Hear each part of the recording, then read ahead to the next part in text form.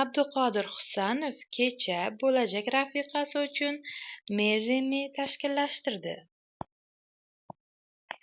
Abduqodir Husanov kecha o'zining yaqinlariga hamda turli mehmonlarga ajoyib va e'tiborli syurpriz bilan quvonchli daqiqalar taqdim etdi.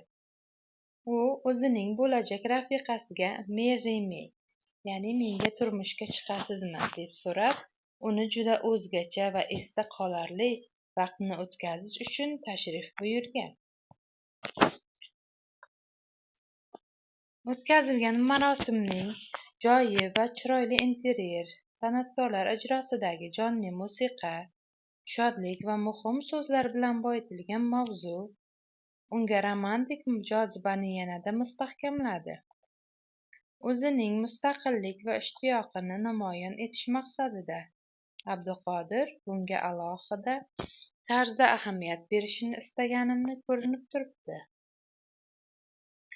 O'tkazilgan marosim shu kabi va shunday muhitdagi har bir holat har doim dildan o'tgan buyuk qarorlar uchun yaxshi yodgorliklar taqdim etadi. Eslatib o'tamiz, hurmatli kuzatuvchilar, kanalimizga obuna bo'ling va layk bosishni unutmang.